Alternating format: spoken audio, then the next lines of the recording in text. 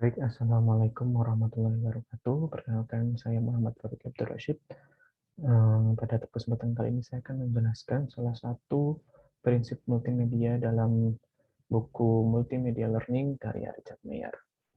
Nah, pada buku ini terdapat beberapa prinsip, dan salah satunya akan saya jelaskan yaitu prinsip kedekatan temporal yang terletak pada bab 8.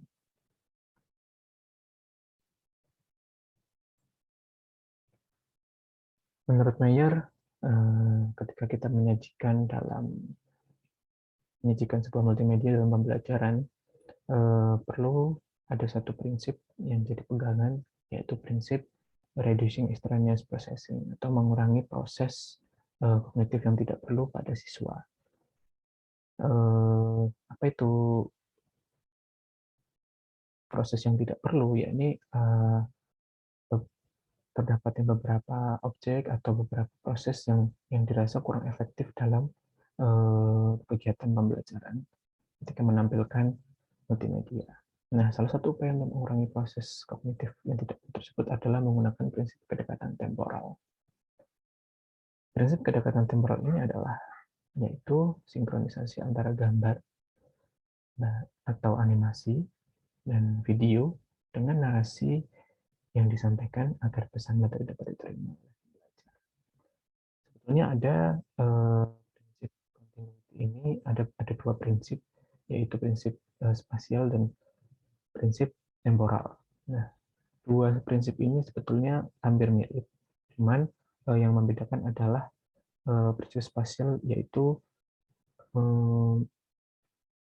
menjelaskan atau multimedia yang menyajikan gambar itu berdekatan dengan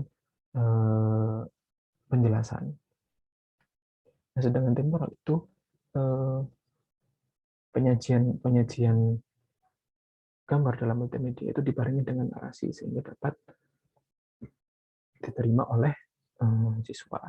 Nah, hal ini berdasarkan dengan asumsi dari multimedia itu sendiri, bahwa pesan multimedia itu hanya bisa ditangkap oleh indera mata dan telinga. Jadi hanya bisa ditangkap melalui visual dan verbal. Nah, dengan menggunakan pendekatan atau dengan menggunakan prinsip kedekatan temporal ini, yang mana materi tersebut diterima secara seimbang oleh mata dan oleh indera mata dan telinga. Jadi secara visual dan verbal itu akan dapat diterima. Maka timbullah keefektivitas dan keefisienan dalam proses belajar, dan materi akan dapat diterima oleh siswa. Nah, konsep dasar dari prinsip ini adalah dalam bukunya Meyer menjelaskan bahwa kerja memori pembelajar tidak akan terbebani dengan penyampaian materi dalam bentuk narasi yang dibarengi dengan gambar pendukung, sehingga materi mudah dipahami. Yang dibarengi adalah seperti tadi yang saya katakan, dalam penyajian materi pada multimedia itu, ketika menggunakan narasi atau penjelasan melalui verbal, melalui audio, sebaiknya harus sesuai dengan gambar yang ditampilkan. Jadi bukan gambar terlebih dahulu kemudian narasi, atau sebelumnya narasi dulu atau gambar dulu. Hal ini akan menambah beban memori siswa, yaitu dia harus menghafalkan definisi, atau dia harus memperhatikan definisinya di awal, kemudian di gambar selanjutnya dia harus mengetahui bagian mana dari gambar tersebut yang dijelaskan oleh deskripsi yang di awal tadi. Nah, ini juga terdapat pada konsep dasar ini, bahwa memori pembelajar akan terbebani ketika penyampaian materi dalam bentuk narasi dan gambar tidak ditampilkan bersamaan, tetapi berurutan, sehingga materi kurang mudah dipahami. Mungkin untuk beberapa siswa tidak mempermasalahkan hal ini, cuman secara tidak langsung, secara keseluruhan, bahwa penyampaian gambar yang bersamaan dengan penjelasan melalui narasi akan mudah dipahami oleh siswa. Nah, contoh dari kalau dalam bukunya istilahnya adalah presentation successful. yaitu adalah penayangan multimedia yang berturut-turut. Jadi penjelasan dulu yang ditampilkan, kemudian diikuti dengan gambar pendukung seperti yang ada di contoh di gambar ini, yaitu ini adalah screenshot dari sebuah video. Jadi yang di situ menjelaskan tentang materi sirkulasi darah. Nah, diawali dengan deskripsi jantung itu apa, kemudian darah itu apa. Nah, tapi tidak dibarengi dengan gambar dalam satu frame. Jadi dia tampilkan dulu penjelasan, kemudian gambar diletakkan setelah deskripsi. Yang mana ini akan membuat siswa itu ketika selesai melihat deskripsi, kemudian melihat gambar, dia akan otomatis tidak serta-merta memahami gambar itu merupakan deskripsi yang seperti apa, yang sesuai dengan deskripsi awal. Jadi mau tidak mau harus mengulang lagi di halaman selanjutnya.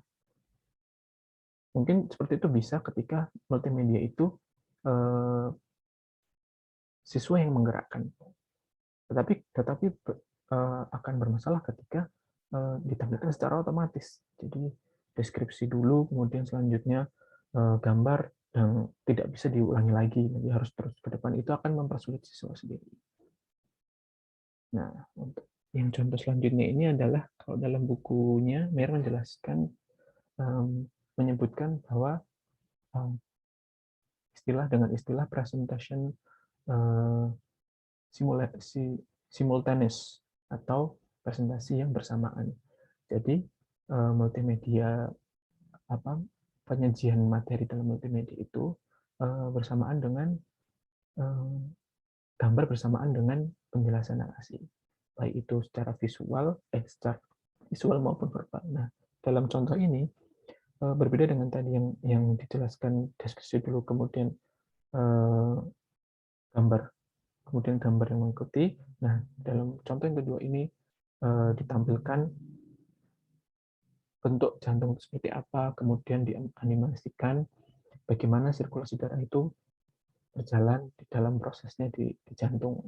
Nah, diikuti dengan penjelasan-penjelasan yang mendukung, yang tentunya tidak panjang tapi to the point, yang mana ini meringankan beban memori siswa. Jadi mereka mudah mengingat bagian-bagian mana yang dijelaskan dalam gambar tersebut. Tentunya juga dibarengi dengan narasi. Jadi